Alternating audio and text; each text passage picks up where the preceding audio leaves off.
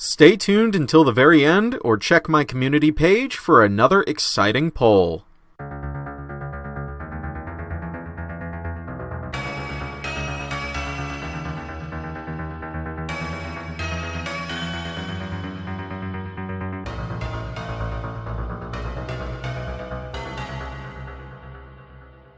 I fucking love racing. Fast cars, loud engines, violent crashes, I ate it up. The early 2000s were my golden years in that regard. I was just old enough to get into Hot Wheels Highway 35 when it premiered in 2003, and I kept up with Acceleracers religiously when it followed 2 years later. At the same time, Transformers Cybertron was just hitting shelves, and wouldn't you know it, a good fifth of the toy line was dedicated to race cars from the speed planet Velocitron. The centerpiece of this collection was OVERRIDE, the fastest in the galaxy, who eluded me for the toy line's entire duration. It wasn't until 2 years ago that I finally got the toy in hand, much to my excitement. And what do I think of her? Well, you voted, and now you're going to find out. Welcome to Kit Reviews. My name is Kit, and today we'll be taking a look at Transformers Cybertron Deluxe Class OVERRIDE. This figure was released in 2005 as part of Wave 2 of the Deluxe assortment. A wise man once said, "You gotta treat a car like you'd treat a woman," and those words ring true here, where we're treated with the absolute sexiest alternate mode in Transformers history. Everything about this car screams driving in anger, especially the front end. The headlights come together like a deadly pincer, and the flowing bodywork slightly covers the front wheels. They'd be hell to remove during a pit stop, but apparently championships on Velocitron get points for style. The angle of the front fenders are just so aggressive, this is the kind of car you'd piss yourself seeing in your mirror. For some inexplicable reason, she's a two-seater, when it would really make more sense to be a single-seater.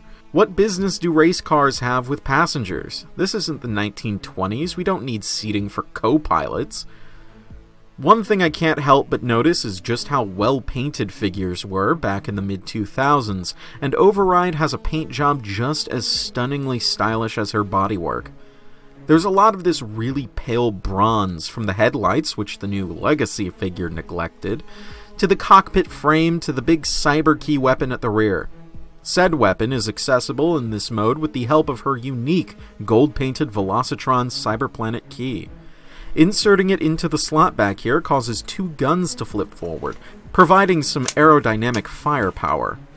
While we're back here, these fins are supposed to be adjustable, but the pliable rubber paired with tight pins makes for a disaster waiting to happen. I'll just leave them be, thanks. Of course, this alternate mode isn't entirely perfect, as much as I'd like to lead you to believe.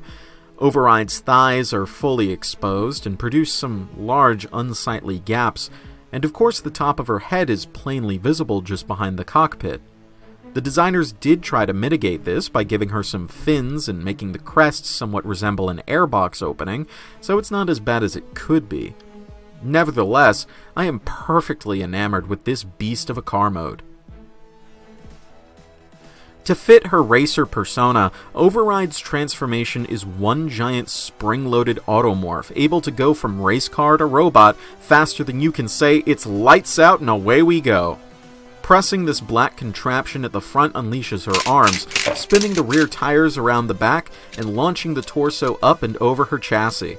The mechanism is more than a little touchy and doesn't always work perfectly, but the idea is really cool nonetheless. Once activated, you're not quite done either. The nose needs to fold around and peg into her backpack, and her legs have to swivel in place. Otherwise, she's ready for the podium. I must say, the animators at Gonzo took some liberties with OVERRIDE's character model for the cartoon. This robot mode is many things, but athletic is not one of them. She's very broad, let's put it that way. If there's one thing the Legacy figure does better, it's the proportions. Still, the design is very cool. Her arms are kinda wimpy, sure, but the shoulders and forearms have these sick angular pipes that scream zoom! The front fenders result in some very interestingly shaped lower legs, with these what I assume to be exhaust pipes forming some rather impressive knee pads, and the front tires coming out at a jaunty angle. It just sucks about the way her feet are designed. These little prongs stick out just past her actual heel spur, meaning that her balance isn't great. It's not helped by her small but rather heavy backpack. Attached, I literally cannot get her to stand up straight. Fortunately, it's removable, forming a handheld double-barreled gun after using the cyber key, which helps balancing a ton when placed in her hand. The nose is even able to peg back into the backpack with a completely different port. While I'm complaining, these spring-loaded swivels that switch out the rear tires for her arms don't have a natural stopping point, letting them flail about aimlessly.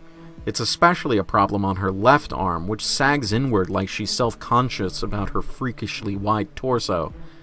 At least the head sculpt is really nice and dynamic, although the bright orange face surrounded by a red-framed helmet is slightly weird. With this mighty crest and powerful fins, however, it's clear that she was always meant to be a convoy. Override has 15 points of articulation, but good luck putting them to use, especially with her back heaviness. Her head features a simple swivel, and her arms are free enough, but the shoulders are really hampered by that aforementioned spring. She has dedicated bicep and thigh swivels, only the latter are needed for transformation, which wasn't nearly as ubiquitous back then as it is now. Most deluxes would have sufficed with a ball-jointed elbow and knee if they featured range in those directions at all, so it's a little special to see mushroom swivels here on Override. Her elbows bend 90 degrees on a very stiff joint, as do her knees. It's arguable that her ankles are articulated, but only insofar as to point for transformation. I put this figure on my top 20 list of 2020 for Christ's sake. Do you really need me to tell you I like it? Yes, I have more than a few complaints with the robot mode, and on any other figure that would be enough to damn it to the lower end of my arbitrary ranking system. However, I make absolutely no pretensions of being objective, so I'm going to give her an award far higher than any other reviewer would. It's just that alternate mode. Very few things in life even come close to the raw power and ferocity it exudes from every angle.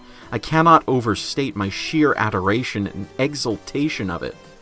Much like Sergio Perez outran his 5-second penalty to keep his wing in Singapore, Override has been able to outpace any and all of her faults, earning her the rank of Galactic.